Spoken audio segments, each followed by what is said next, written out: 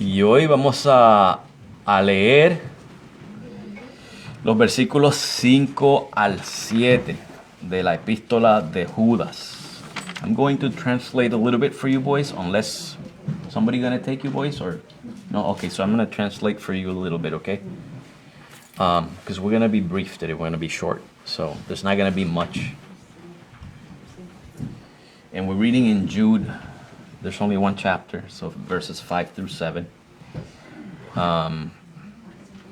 You don't have a Bible in English? There might be one in the back. Or check to see if there's a Bible in English in the back, boys. Oh, there it is. So go to the end, right before Revelation is the book of Jude, and look for verses 5 through 7. Judas, versículos 5 al 7.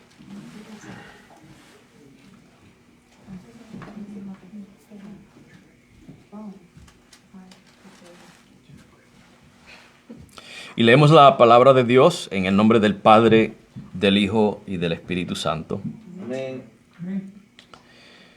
Mas quiero recordaros, ya que una vez lo habéis sabido, que el Señor, habiendo salvado al pueblo sacándolo de Egipto, después destruyó a los que no creyeron, y a los ángeles que no guardaron su dignidad, sino que abandonaron su propia morada, los ha guardado bajo oscuridad, en prisiones eternas para el juicio del gran día.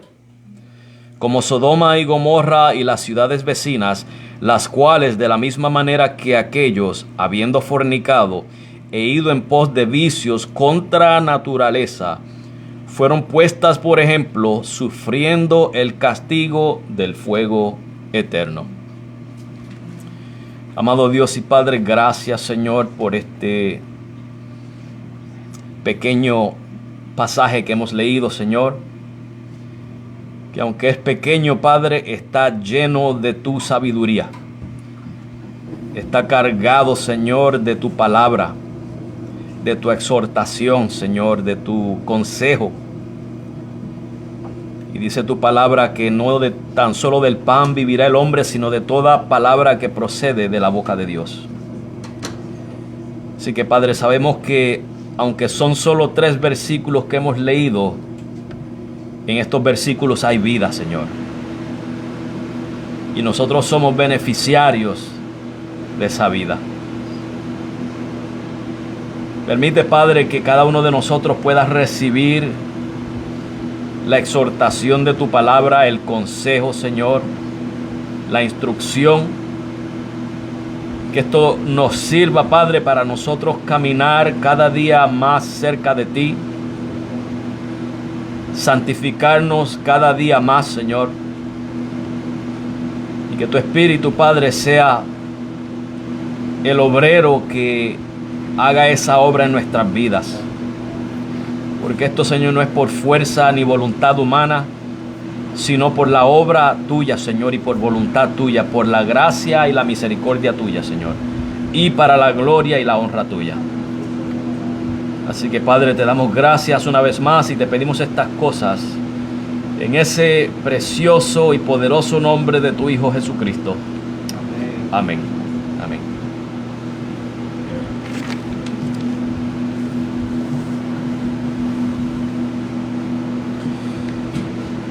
Bien, hermanos, seremos breves en este mensaje de hoy, como había mencionado anteriormente, con el propósito de poder tener una reunión luego de el servicio.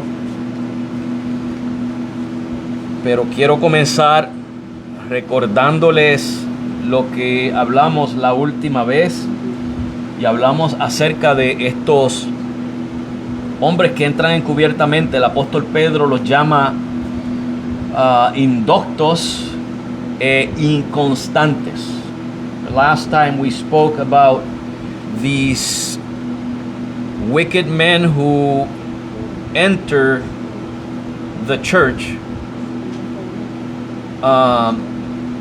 in a sort of like a camouflaged manner. And Peter calls them those who are with lack of instruction and non-constant. Indoctos porque, hermanos, no están instruidos en la verdad, en las cosas del Señor. Y pudiéramos decir que no es por falta de instrucción, porque todo el que entra, por lo menos en esta congregación, es instruido, es enseñado, se le predica y se le dan clases de la palabra de Dios. De que la persona reciba la instrucción o no es otra cosa, ¿verdad? En este caso, estas personas que no son instruidas posiblemente han recibido instrucción de los maestros, de los pastores, de los ancianos, pero no la han recibido genuinamente en su corazón. Y por eso es que ellos, queriendo hacerse maestros a sí mismos, tuercen las escrituras, porque no tienen el conocimiento de la palabra de Dios. And so these men are not learned because they're not instructed in the Word of God. And it's not necessarily because they haven't been taught in the church. Like in this local church, everybody is being taught, whether through Sunday school or through Bible studies or through the sermons. The instruction is given. But it is another story whether the individual receives the instruction or not. What they do with that instruction is another story. And so these men that have entered secretly into the church, who are not true believers, even though they're being taught, they don't accept the teaching. And they twist the Word of God, making themselves teachers. They twist the Word of God and teach heresies. They teach false teachings. Y son inconstantes, hermano, porque no permanecen en la verdad.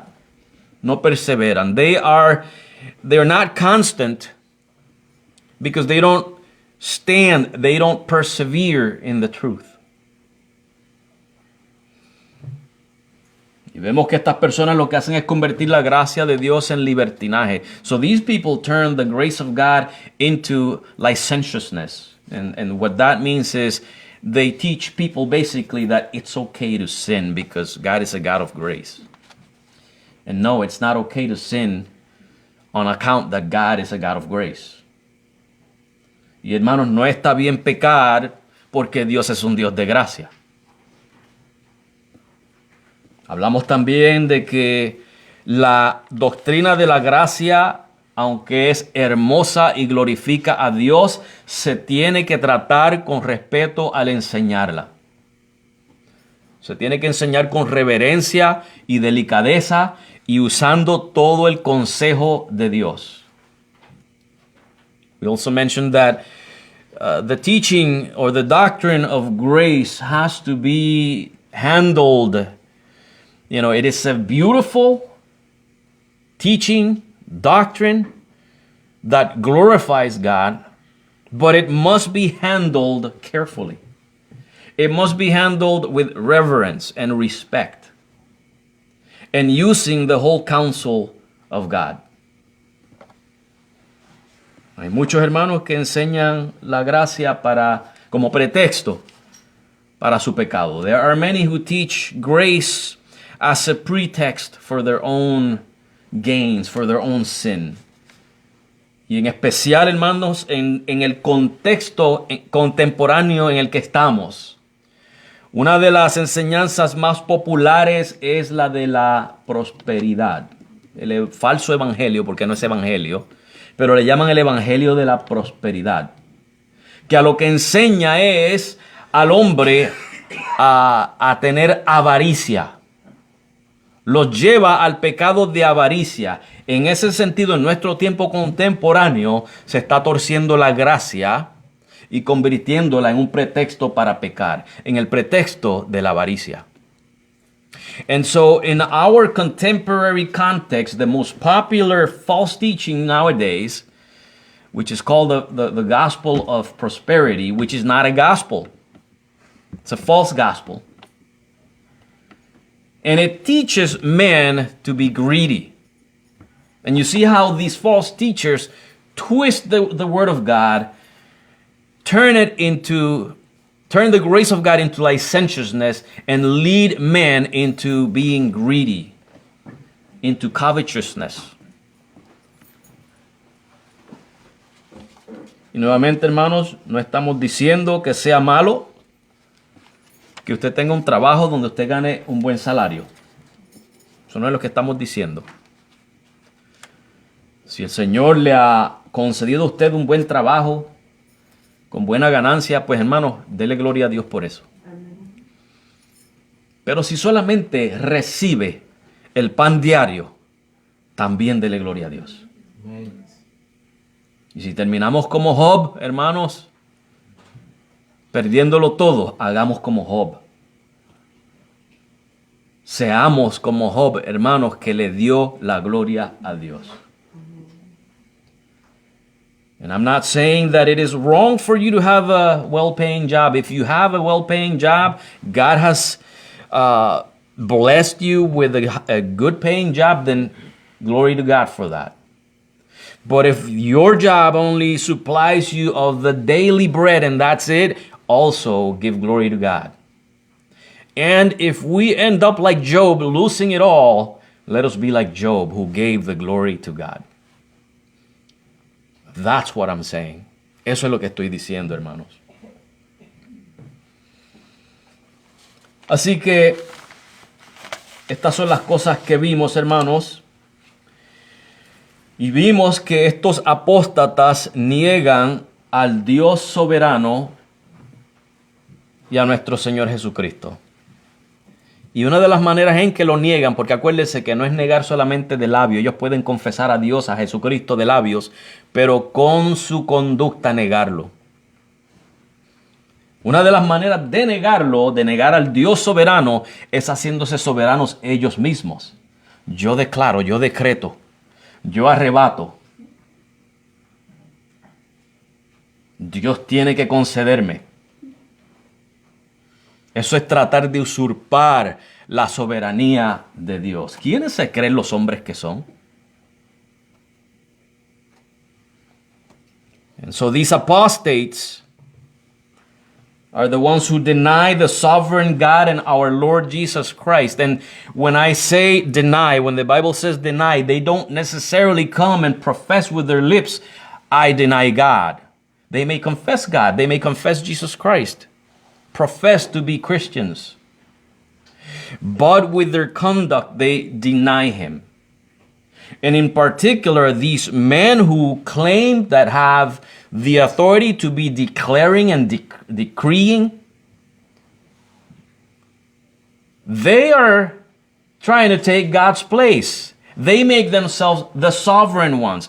God has to answer my prayer. That is a way to deny the sovereign God. When you think that you can usurp his sovereignty, when you make yourself the sovereign one, you deny the sovereign God and our Lord Jesus Christ. Y nos dice ahí en el versículo 4 que desde antes estos hombres han sido destinados para la condenación. And in verse 4, we are told that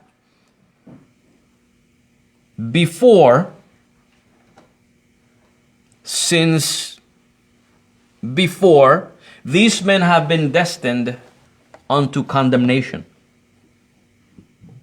Y ahora en los versículos 5 al 7 vemos, hermanos, 3 ejemplos que garantizan el juicio de los apóstatas. 3 ejemplos que nos da el hermano Judas, hermano de Santiago y medio hermano de Jesús. Nos da estos 3 ejemplos. So Jude, our brother Jude, who is the brother of James and half-brother of Jesus, gives us three examples of three examples that guarantee God's judgment on these false teachers, on these apostates. Y el primero lo vemos en el versículo 5. The first example is in verse 5. Y estos son los que abandonan la fe. These are the ones who forsake the faith. Nos dice el versículo 5. Mas quiero recordaros, ya que una vez lo habéis sabido, que el Señor, habiendo salvado al pueblo de Israel, sacándolo de Egipto, después destruyó a los que no creyeron. So if you read in verse 5, it says that God rescued the Israelites from Egypt, and then he destroyed those who did not believe. Ahora, cuando digo, hermanos, que abandonaron la fe, no estoy diciendo que eran creyentes que dejaron de creer. Según lo que leemos en la palabra de Dios, el creyente va a perseverar hasta el fin. So when I say that these men forsook the faith, I'm not saying that these were believers who stopped believing. The Word of God teaches the perseverance of the believers. So that's not what I'm saying then. Lo que estoy diciendo, hermanos, es que ellos vieron, los israelitas vieron el poder de Dios, oyeron. ¿Se acuerdan cuando Moisés estaba recibiendo la ley en el monte, que ellos escucharon esa voz de Dios, ese trueno, que tuvieron hasta miedo?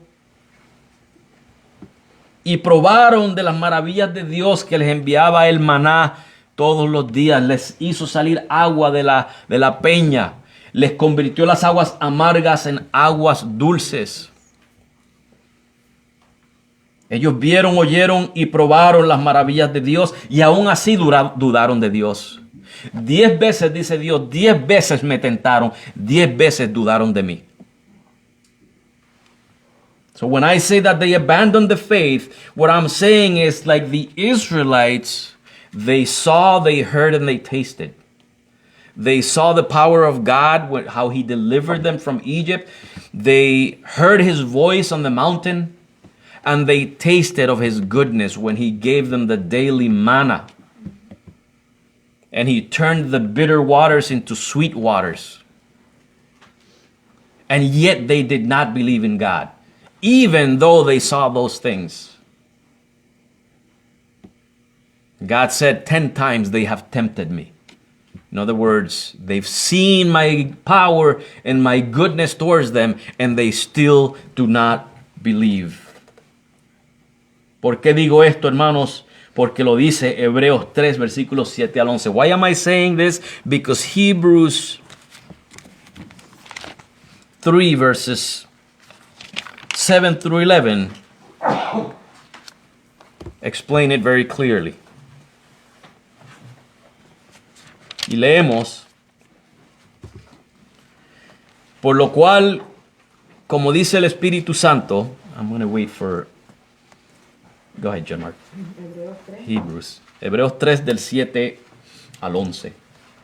Hebrews 3, verses 7 through 11.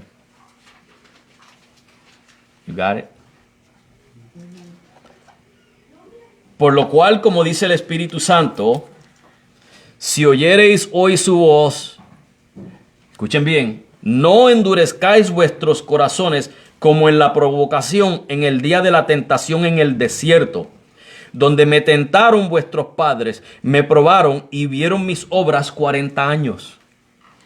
A causa de lo cual me disgusté contra esa generación y dije, escuchen las palabras de Dios, no son las palabras del pastor Ismael Cortés, son las palabras de Dios. So if you guys are reading, listen to what God says about the Israelites who saw the power of God, experienced it. These are not Pastor Cortez's words, these are God's words.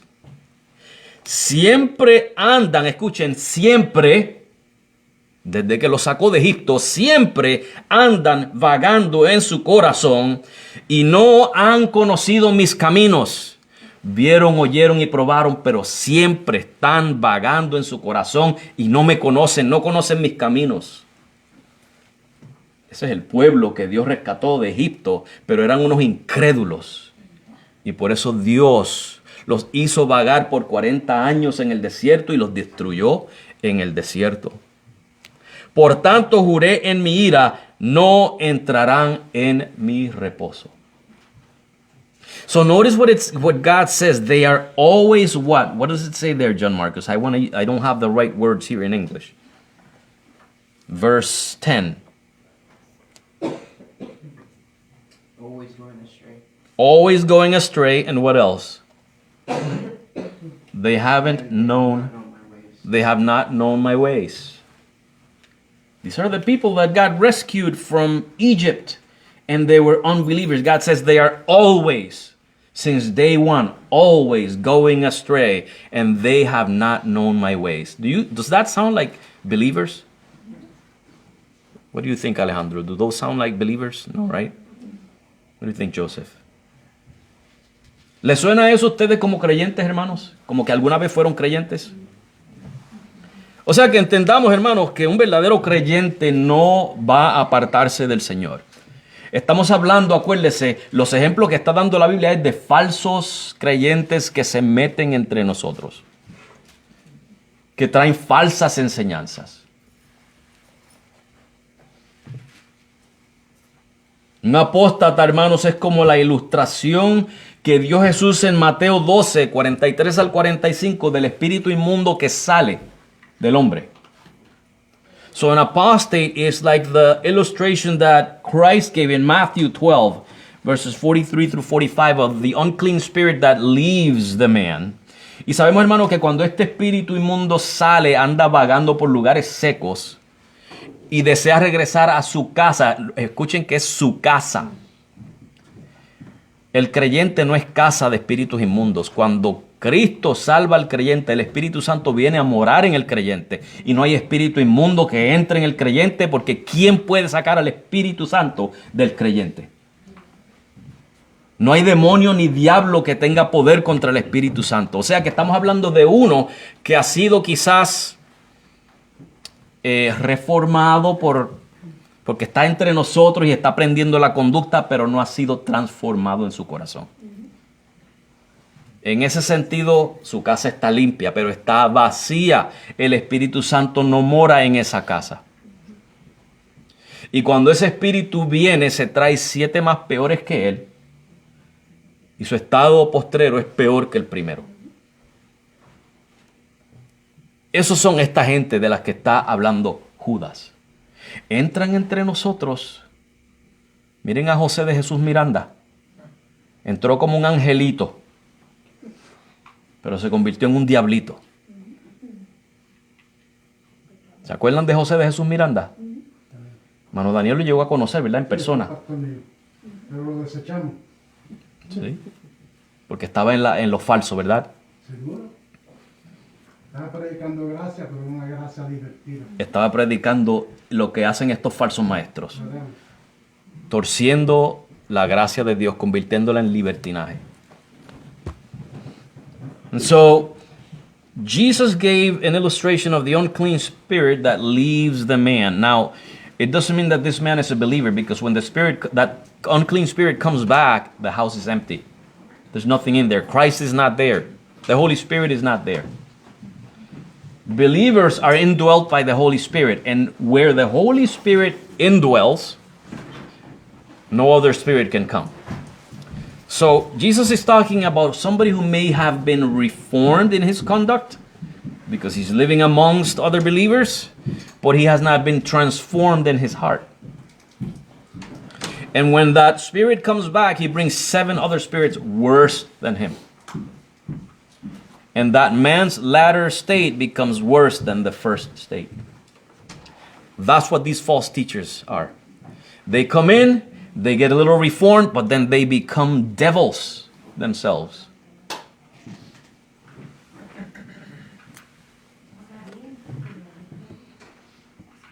Y el ejemplo que nos dio aquí Judas, hermanos, se encuentra en Números 14, que fue cuando los israelitas por última vez tentaron a Dios y Dios se cansó de ellos.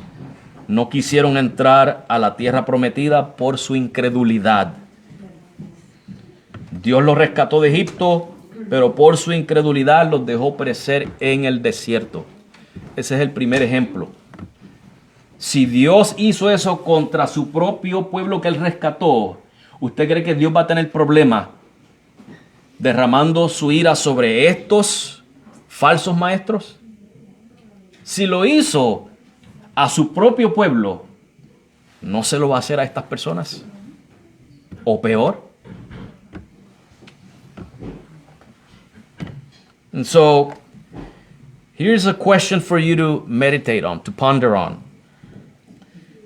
God let his people that he rescued from Egypt perish in the desert because of their unbelief. Now, if God had no problem doing that to the people who he rescued from Egypt, do you think he's going to have a problem punishing these false teachers that try to pervert the church? He didn't have any problems doing it to his own people. You think he's going to have a problem doing it to his own enemies? No, right? Ese es el primer ejemplo, hermanos, que garantiza que estas personas van a ser castigados. El segundo ejemplo en el versículo 6. Second example in Jude verse 6. Don't close your Bibles because you're going to open it again. Y los ángeles que no guardaron su dignidad, sino que abandonaron su propia morada. Los ha guardado bajo oscuridad en prisiones eternas para el juicio del gran día. Those angels that did not keep their first estate or position, what they did was they abandoned the position that God had given them, the authority that God, the limits that God had given them. They overstepped those limits. And so it says here that God put him in dark prisons, waiting for the great day of judgment. Fíjense, hermanos, que la palabra de Dios dice que tú y yo, los seres humanos, somos poco menor que los ángeles. Los ángeles son superiores a nosotros. Y sin embargo, aquí hay un ejemplo de ángeles que abandonaron los límites que Dios le estableció. No tengo claridad de qué quiere decir eso. Quizás es que ellos pues tienen sus posiciones como en un gobierno. Usted sabe que está el presidente y está el segundo que le sigue, el tercero, etc. Imagínense, hermanos, que el vicepresidente quiera irse más allá que el presidente. Está saliéndose de los límites que le otorga el gobierno. Ay, gracias, mi hermano Gabriel. Que le otorga el gobierno, la autoridad y el poder al vicepresidente. Y eso es, hermanos, un reto a la Constitución de Estados Unidos. Es un reto a la autoridad. De igual manera, estos ángeles retaron la autoridad de Dios. Y fíjense, hermanos, que ellos son superiores a nosotros y sin embargo Dios no los perdonó. Los encerró en prisiones bajo oscuridad, reservados para el juicio del gran día. So imagine the vice president trying to overstep his limits and go above the president of the United States. That person is challenging and rebelling against the Constitution of the United States, the authority that is given to him or her in this case. And that is wrong. That could be treated as treason. So imagine these angels overstepping their limits. They're rebelling against God. They're betraying God. And even though the Bible says that we are slightly lower than angels, even though they are superior to us, God did not forgive them. He put them in dark prisons and is reserving them for the great day of judgment. That's the second example that Jude gives us that guarantees, just as the angels were condemned, these men are going to be condemned. Ese es el segundo ejemplo que, hermanos, según el juicio de estos ángeles está garantizado. No va a haber perdón para ellos, sino condenación eterna. Garantiza que estos falsos maestros, estos apóstatas, también van a ser condenados.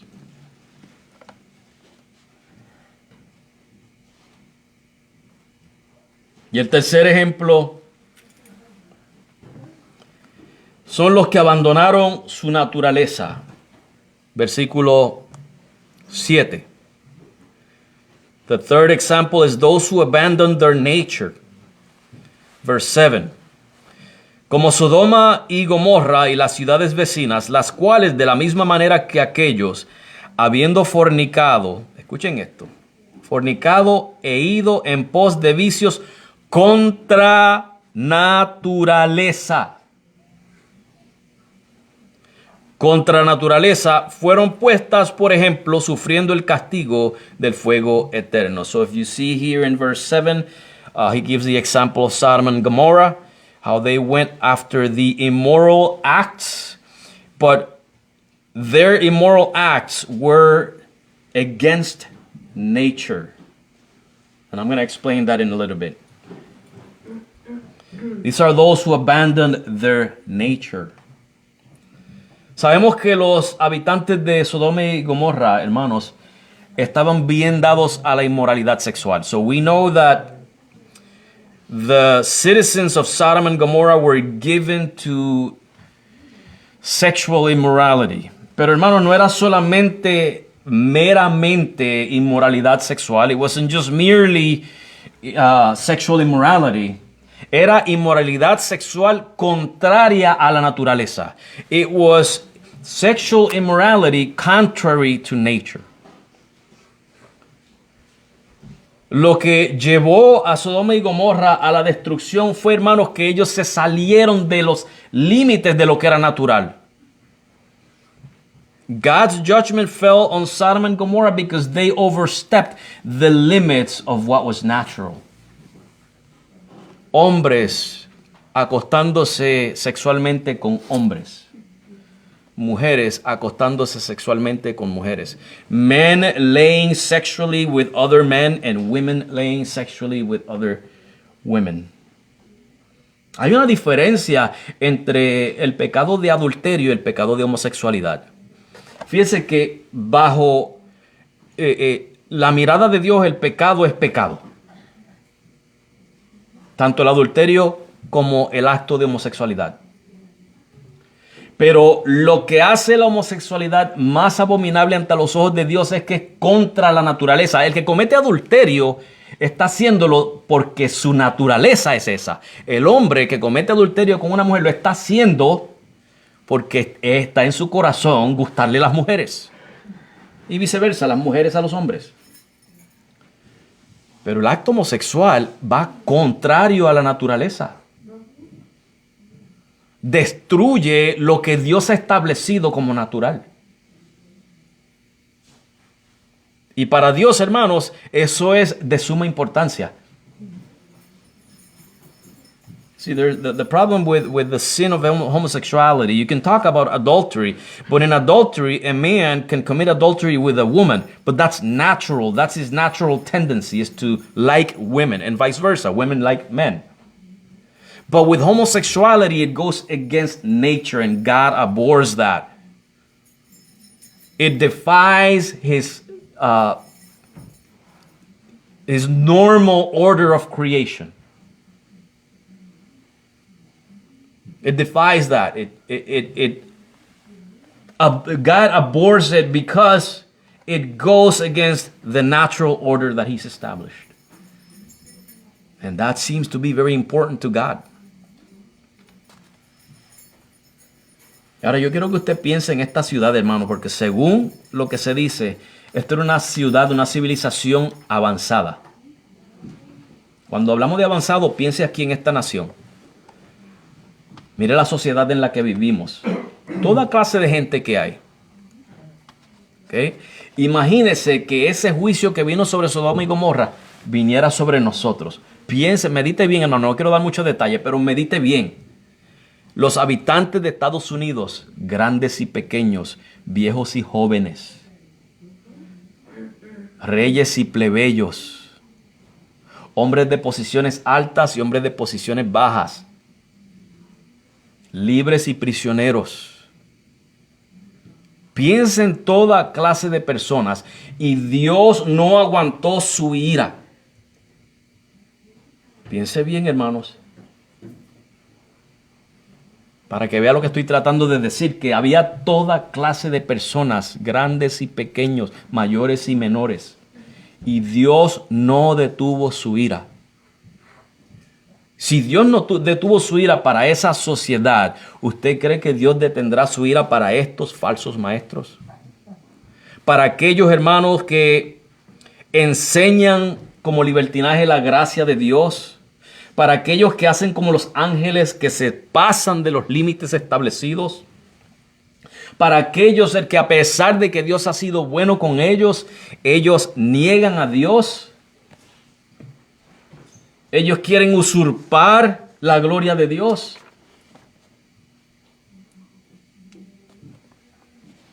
Hermanos, si Dios no perdonó estos 3 ejemplos y Dios no se disculpa de eso, si no se disculpa de lo que hizo con ellos, ¿se va a disculpar de estos? Absolutamente no. And so these 3 examples guarantee.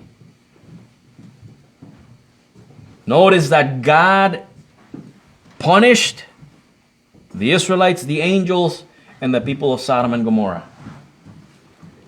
And God does not apologize for what he did. What makes these men think that God is going to apologize to them? What makes these men, these false teachers, these apostates, think that God is going to be forgiving of them? That is, if they don't repent. What makes them think that he's going to allow them to continue doing what they're doing without a consequence? It's guaranteed. Estos apóstatas que han entrado encubiertamente están destinados para la condenación. These apostates that have entered are destined to condemnation. Ya como mencioné, hermanos, si Dios castigó a su propio pueblo, a los ángeles que se rebelaron y a toda una sociedad por su inmoralidad, ¿qué le hace pensar a estos falsos maestros que no serán castigados? If God punished the people who he rescued from Egypt, the angels that rebelled, and the people, a whole society of Sodom and Gomorrah, what makes these men think that God will not punish them? Ese juicio es seguro, hermanos. Ellos andan pensando que el pasado no garantiza el futuro. Ellos se creen, Dios es bueno. Dios no hace eso. Hay uno que dijo ahí que el diluvio del juicio durante los días de Noé, que Dios no fue el que hizo eso. Ah, no, eso se hizo solo entonces. Eso fue una coincidencia, una casualidad. Esa es la mentalidad de estos falsos maestros. There's some false teacher recently said that Noah's flood, which was a judgment on the whole earth for their sin, that God didn't do that. He doesn't do that. He doesn't punish people. Well, then it must have been coincidence. Must have been an act of nature then. It just happened to happen at that very moment. Hermanos, ellos andan por ahí pensando que están bien.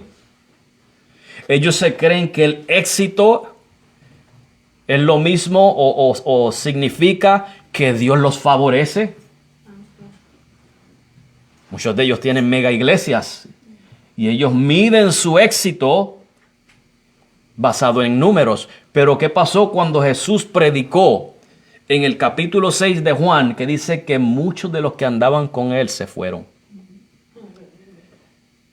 Y los discípulos le dijeron, Señor, se están yendo. ¿Cuál fue la respuesta de Jesús? Llámenlos, llámenlos. No quiero que se me vayan. ¿Qué le dijo Jesús a sus propios discípulos? ¿Se quieren ir ustedes también? ¿Qué está buscando el Señor? ¿Está buscando números o está buscando verdaderos, genuinos creyentes? El éxito no se mide en el número de la congregación. Se mide en que si se está predicando la verdad y las personas están siendo transformadas por la palabra de Dios. Aunque hayan 3 en la congregación. Pero si esos 3 están creciendo en el temor del Señor, está todo bien. Está todo bien.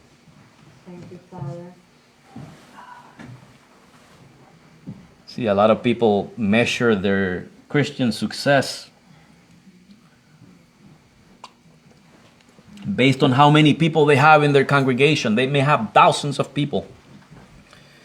But when Jesus in John chapter 6 was preaching, and it says that many of his disciples walked with him no more. They walked away from him. Some of his disciples said, Lord, they're leaving us. What do you think Jesus did? Did he start crying and calling them back? He told his own disciples, would you like to leave too? See, Jesus is not looking for numbers. He's looking for true followers. So you don't measure the success of a church based on numbers. You measure it on the fact that the Word of God is being preached and men are being transformed. Even if you have 3 members in the church, as long as those 3 members are being transformed by the Word of God, we're good. We're okay. Y lo que le va a suceder a estas personas, hermanos, es que ellos creen que el futuro de ellos está garantizado, ignorando lo que ha pasado. Miren lo que dice 2 de Pedro, capítulo 3, versículo 5 y versículo 10. 2 Peter 3, verse 5 and verse 10. Acuérdense que Pedro y Judas están hablando de lo mismo. Lo que pasa es que en el tiempo de Pedro todavía no había sucedido. En el tiempo de Judas ya estaba sucediendo. So Peter is saying the same thing that Jude is saying. The difference is that when Peter wrote this was not happening yet, or it was not like widespread. When Jude wrote this, it was widespread. It was happening everywhere. Y en 2 de Pedro 3:5 dice, estos ignoran voluntariamente que en el tiempo antiguo fueron hechos por la palabra de Dios los cielos y también la tierra, que proviene del agua y por el agua subsiste, por lo cual el mundo de entonces pereció anegado en agua. Read verse 6 also.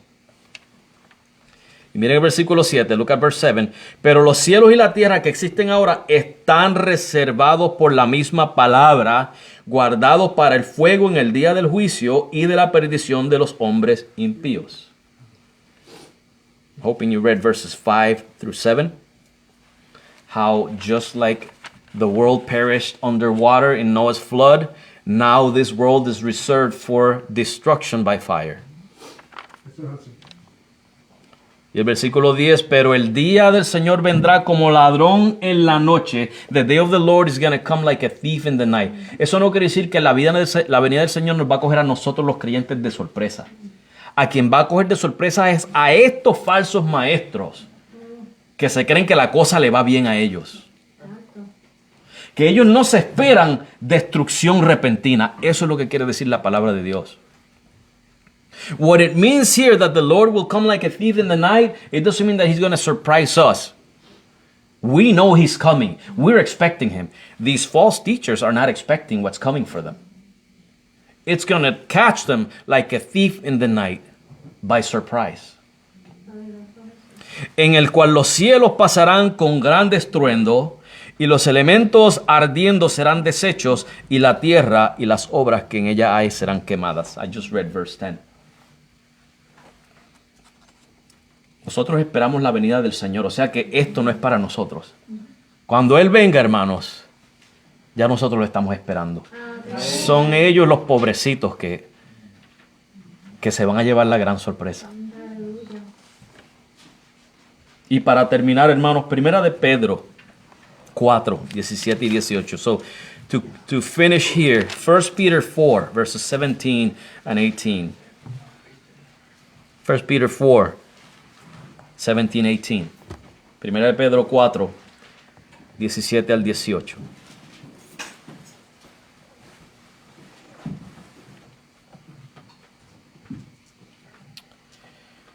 Porque es tiempo de que el juicio comience por la casa de Dios. O sea, hermanos,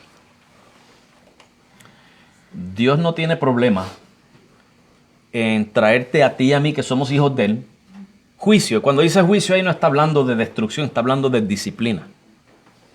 El Señor disciplina a sus hijos. Dios no tiene problema con traer ese juicio que comience por la casa de Dios. Y si primero comienza por nosotros, ¿ok? Miren la pregunta que hace Pedro. ¿Cuál será el fin de aquellos que no obedecen al Evangelio de Dios? De aquellos que no creen el Evangelio. Si Dios no tiene problema, hermano, pasarte a ti, pasarme a mí por el fuego de vez en cuando, por la aflicción, para corregirnos, para instruirnos, para acercarnos más a Él, ¿usted cree que Dios va a tener problema dándole algo peor a los que le desobedecen? So you see here how God doesn't have a problem disciplining His children. Judgment begins in the house of God. It begins with you and I. God doesn't have a problem to discipline us, to let us walk through the fire sometimes and bring afflictions in our lives to bring us closer to Him. Now, if He doesn't have a problem with that, do you think He would have a problem giving something worse to the unbelievers? He's not going to have a problem with that either. He didn't have a problem with punishing His angels, punishing the people who He rescued from Egypt, punishing Sodom and Gomorrah. A Dios no le costó trabajo, hermanos, castigar al pueblo que Él rescató de Egipto, a los ángeles y a Sodoma y Gomorra. No va a tener problema castigando a estas personas. Y el versículo 18 dice, y si el justo con dificultad se salva, dificultad no quiere decir ahí que es difícil salvarse. Eso es un error que se dice mucho, que la salvación requiere esfuerzo y obras y trabajo y pelear por la salvación. Eso no es lo que dice el pasaje. Le hace toda la epístola de Primera de Pedro para que vea las dificultades del justo, las calumnias y las aflicciones que tiene que padecer. A eso es que se refiere, que si el creyente, aunque es justo, tiene estas dificultades, Dios se las permite.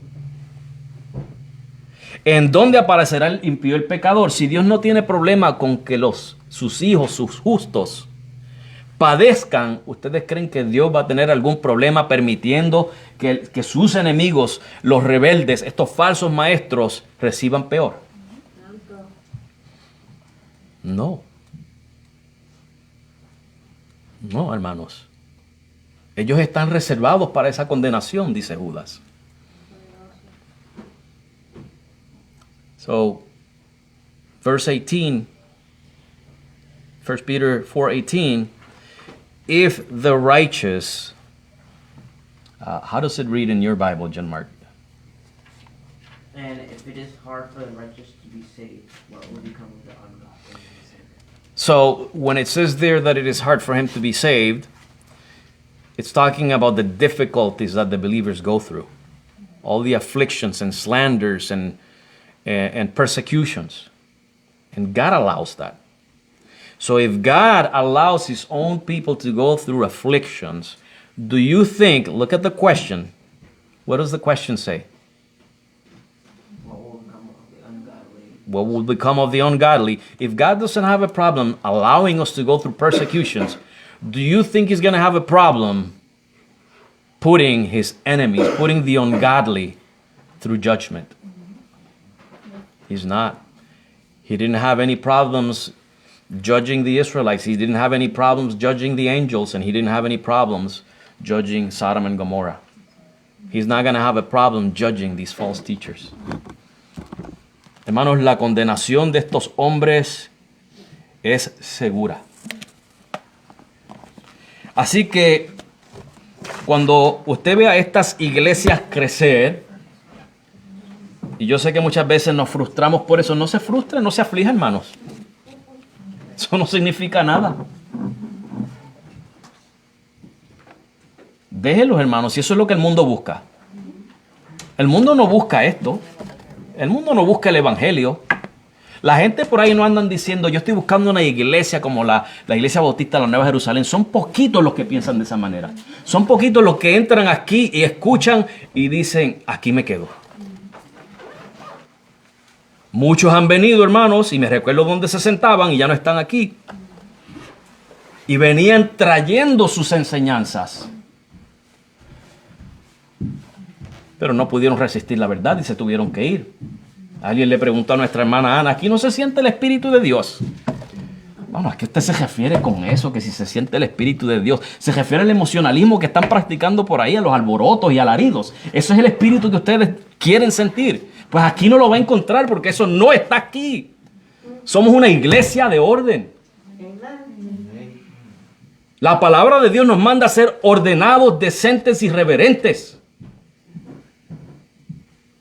Aquí no va a encontrar tal cosa porque eso no es del Espíritu de Dios. El mismo que inspiró esas palabras aquí en 1 Corintios 14 que dice, hágase todo ordenadamente y decentemente, no va a provocar que haya desorden en la congregación. Personas que han venido aquí a decir que hay que dar para que Dios le dé más.